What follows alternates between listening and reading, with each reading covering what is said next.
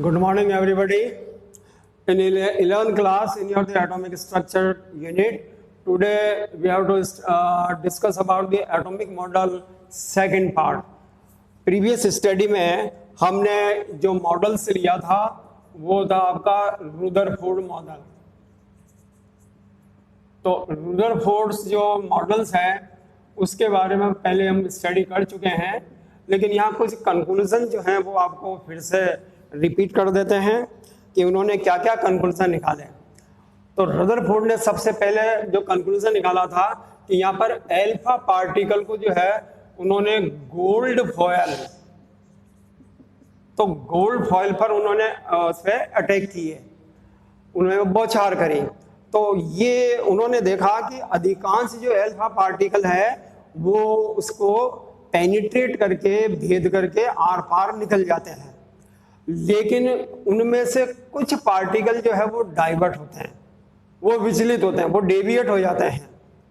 तो कुछ alpha particle का विचलन होना और उनमें से लाखों में से कोई एक कण, एक अल्फा पार्टिकल अपने 180 डिग्री के ऊपर डिफ्लेक्ट हो जाता है, विचलित हो जाता है.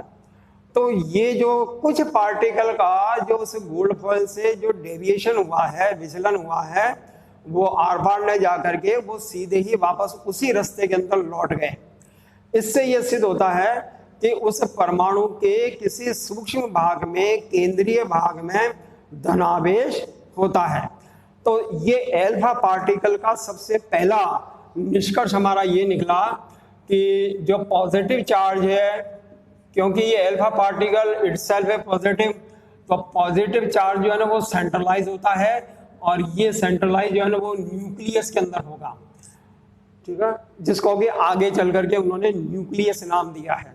तो धनावेश जो है वो परमाणु के केंद्र में स्थित है और ये केंद्रीय जो आपका धनावेश है बहुत ही सूक्ष्म भाग है. अब उन्होंने इसके लिए बताया कि ये सूक्ष्म भाग कितना, इसका डायमीटर या इसकी जो रेडियस क्या है. तो वैसे तो परमाणु को हम देख ही नहीं सकते, तो उसके न्यूक्लियस को देखना तो बहुत ही दूर की बात है. तो उन्होंने एक कल्पना की. क्या कल्पना की? एक इमेजिनरी फैक्ट बताया कि एक फुटबॉल के मैदान में, आप जानते हैं फुटबॉल का मैदान कितना बड़ा होता है, तो एक फुटबॉल के मैदान में जो उसका सेंटर पॉइंट होता है, उस सेंटर में एक आपके मक्खी, एक बी बैठी हुई है. तो जो मक्खी बैठी हुई है वो मक्खी उस पूरे फील्ड को अगर हम एटम मान लें तो वो जो केंद्र में मक्खी बैठी हुई है वो उसका न्यूक्लियस हो गया. तो आप कंपैरिजन कर सकते हैं कि न्यूक्लियस का जो है ना वो कितना सूक्ष्म भाग होता है. यहीं पर पॉजिटिव चार्ज, और पॉजिटिव चार्ज आपको मालूम है कौन होते हैं? प्रोटॉन. तो प्रोटॉन जो है, और प्रोटॉन के साथ में हमारा दूसरा पार्टिकल ये न्यूट्रॉन.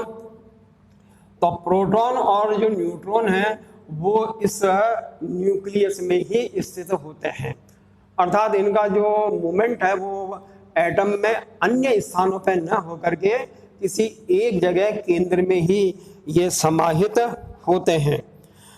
नंबर 2, दूसरा निष्कर्ष जो वो निकालते हैं वो है आपके इलेक्ट्रॉन के बारे में. तो मूवमेंट ऑफ द इलेक्ट्रॉन, तो इलेक्ट्रॉन का जो मूवमेंट है वो एटम में किस प्रकार से है. तो इसका जो मूवमेंट होता है, ये मूवमेंट है MOV, तो इसका जो ये मूवमेंट है ये एटम में किस प्रकार से होगा. तो उन्होंने ये बताया कि अल्फा पार्टिकल जो मेजॉरिटी पार्टिकल्स हैं, मेजर पार्टिकल्स हैं, वो सभी उसको गोल्ड फॉयल को पेनिट्रेट कर जाते हैं और उनका पेनिट्रेशन होने से ये सिद्ध होता है कि परमाणु का अधिकांश भाग खोखला है, अर्थात वहाँ पे वैक्यूम है, वहाँ पे कोई रिक्त स्थान है और इसी रिक्त स्थान में इलेक्ट्रॉन मूव करते रहते हैं.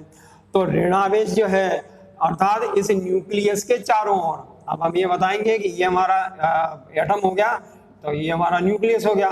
तो ये न्यूक्लियस में तो आप क्या हो गया, ये न्यूट्रॉन और प्रोटॉन, और बाकी जो परिधि है यहाँ पर इलेक्ट्रॉन जो है वो स्वतंत्र विचरण करते रहते हैं, अर्थात न्यूक्लियस के चारों ओर जो है ना वो चक्कर लगाते रहते हैं। तो इलेक्ट्रॉन नाभिक धनावेशित बल द्वारा आकर्षण के द्वारा बंधे होते हैं।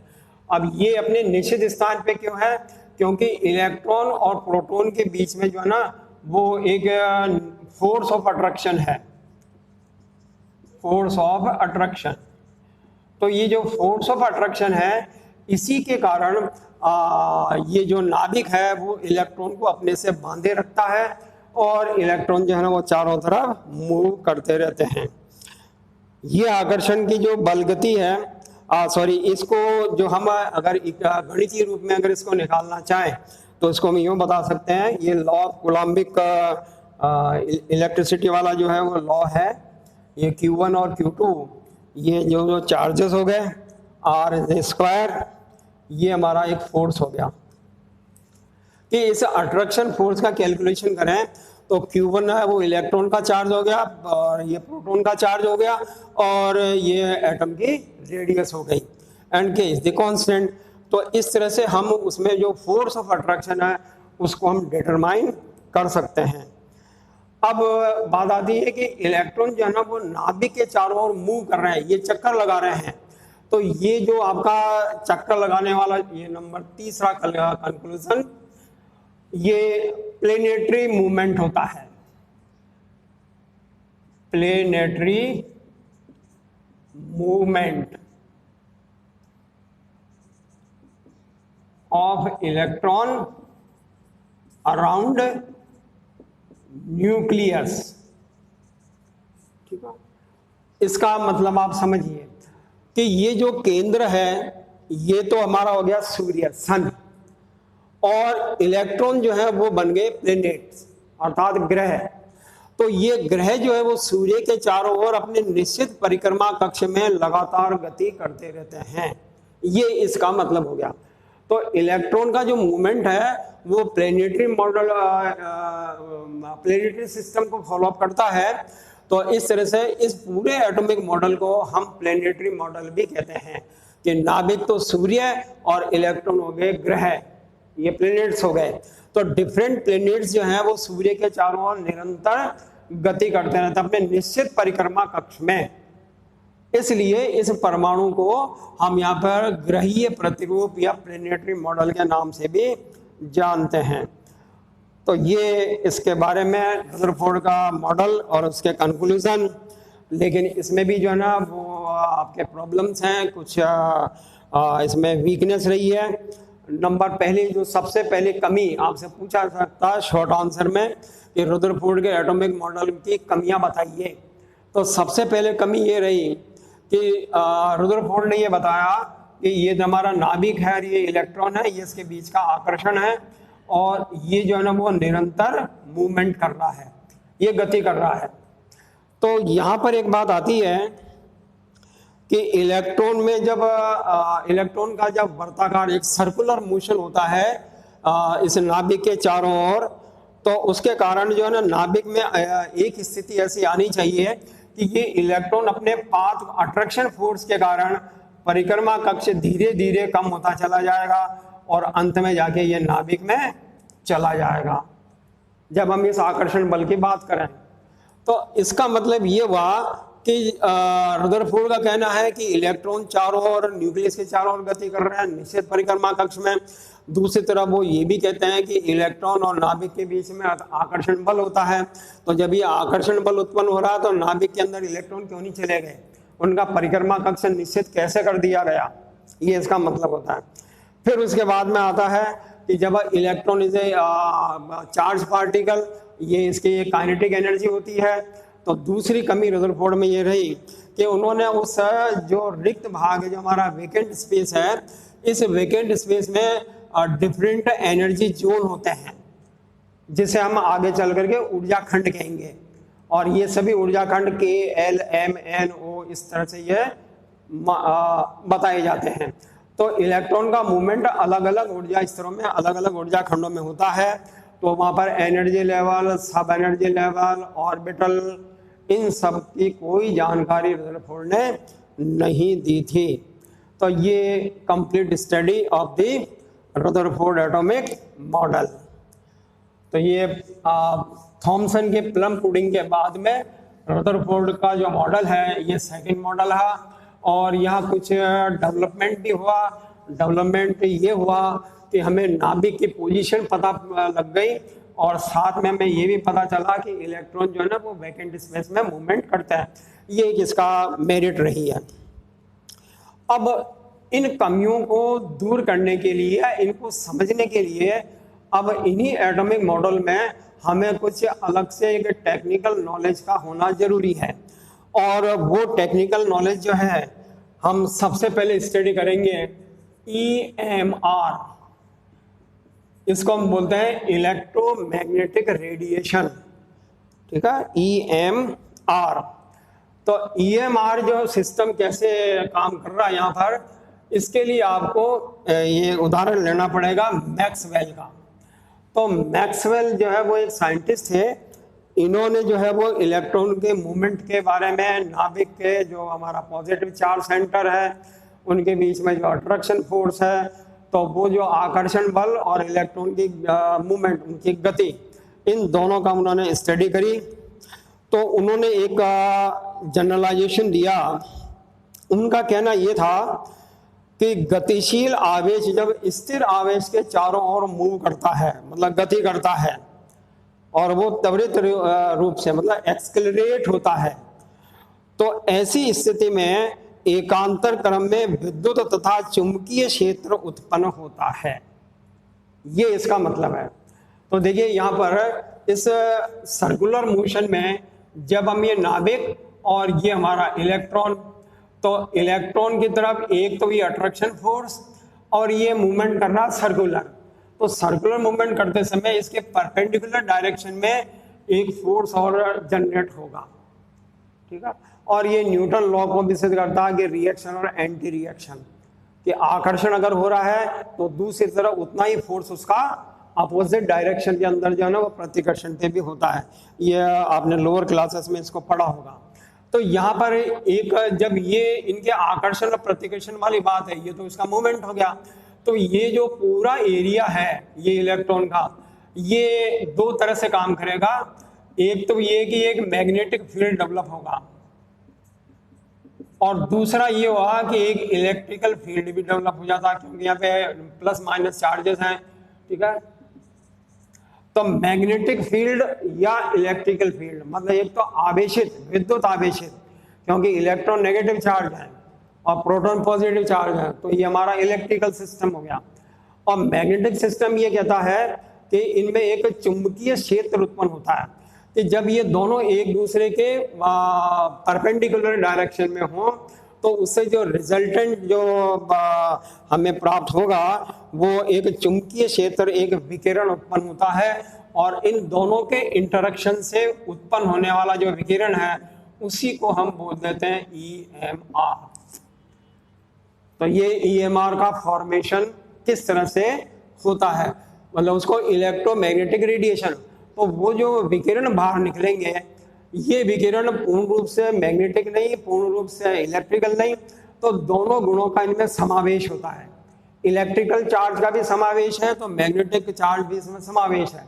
इसलिए इन दोनों को हमने कंबाइंडली बोल दिया इलेक्ट्रोमैग्नेटिक रेडिएशन, EMR। ये मैक्सवेल का सिद्धांत थ्योरी कहलाती है। अब इस थ्योरी को हम पुटअप करेंगे आपके एटम के अंदर, परमाणु में, जो रदरफोर्ड ने हमको बताया है। तो सबसे पहले तो हमारा आएंगे इसमें कि सोलर रेडिएशन। अब इसके ये EMR का जनरेशन हुआ। दूसरा देखिए हमारा सोलर रेडिएशन।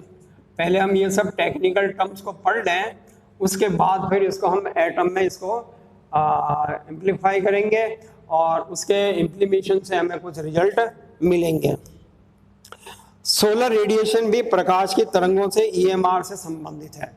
जो सूर्य के विकिरण है ये भी इलेक्ट्रोमैग्नेटिक सिस्टम होता है, अर्थात ये भी विद्युत चुंबकीय विकिरण के प्रकार के होते हैं। तो सूर्य से प्राप्त होने वाले विकिरण, ये सोलर रेडिएशन जो है ना, यहाँ पे आपका फोटोन आ जाएगा, और फोटोन जो है ना वास्तव में क्या है, वो एक EMR डेवलप करेगा, ठीक है, ये सोलर रेडिएशन। अब ये दूसरा है कि जहां पर ऑसिलेशन अर्थात दोलायमान आवेश कण उत्पन्न विद्युत चुंबकीय क्षेत्र एक दूसरे के लंबवत होते हैं, क्योंकि यहाँ पे मूवमेंट हो रहा है, इलेक्ट्रॉन जो है ना वो कंटिन्यूसली मूवमेंट कर रहा है। तो ऐसी स्थिति में क्या है कि वाइब्रेशन होना पॉसिबल है, संभव है। वाइब्रेशन का मतलब ऑसिलेशन हो गया यहाँ पर। तो जब इस फील्ड के अंदर ऑसिलेशन होगा, अप एंड डाउन मोशन होगा, तो उस अप एंड डाउन मोशन का जो परिणाम होता है वो ही हमारे EMR है। क्यों? और ये जो दोनों एरिया है हमारे इलेक्ट्रिकल फील्ड और मैग्नेटिक फील्ड, ये दोनों एक दूसरे के परपेंडिकुलर डायरेक्शन में ही मूव करते हैं। तो इनका मूवमेंट जो है ना वो परपेंडिकुलर डायरेक्शन में हो गया। इस तरह से EMR को हम यहाँ पे इस दोलायमान से इसको सिद्ध करेंगे। और अगर आपसे पूछा जाए कि EMR का जो रेडिएशन है उसका वेलोसिटी क्या होगा, तो यहाँ पर ये बताया जाएगा कि इनकी जो वेलोसिटी होती है c, तो c is equal to n lambda. So n is the frequency, lambda is the wavelength, ठीक है, c is the velocity of the light. हम जब सोलर रेडिएशन की बात करें तो तरंगों का अध्ययन, उनके वेग का अध्ययन जो है ना इस प्रकार से हम कर सकते हैं। इसी वेग को अब हम इलेक्ट्रॉन पर अप्लाई करेंगे परमाणु मॉडल में समझने के लिए, ये बाद में आपको बताएंगे। सबसे पहले आप इनके कुछ टेक्निकल टर्म्स के बारे में आप देख लीजिए। विद्युत, ये जो विकिरण से प्राप्त विद्युत चुंबकीय क्षेत्र बनता है।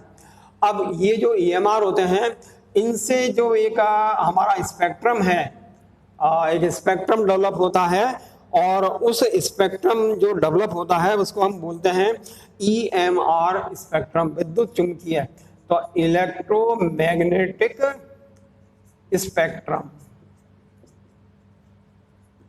अब स्पेक्ट्रम क्या है, किसे कहते हैं, ये आपने लोअर क्लासेस में इसको पढ़ा होगा, लेकिन इसके डिटेल स्टडी आपको हम आगे बताएंगे कि स्पेक्ट्रम का मतलब क्या होता है। लेकिन फिलहाल अभी आपको ये जानकारी होनी चाहिए कि जो परमाणु हैं उनसे उत्सर्जित जो विकिरण होते हैं, उन विकिरण में विद्युत चुंबकीय स्पेक्ट्रम होता है। ये इसका मतलब हो गया, विद्युत चुंबकीय स्पेक्ट्रम। तो स्पेक्ट्रम में भिन्न भिन्न क्षेत्र में भिन्न भिन्न आवर्ती, जब स्पेक्ट्रम पढ़ेंगे आपने देखा सोलर सिस्टम में जो स्पेक्ट्रम पढ़ते हैं तो उसमें 7 अलग अलग कलर होते हैं।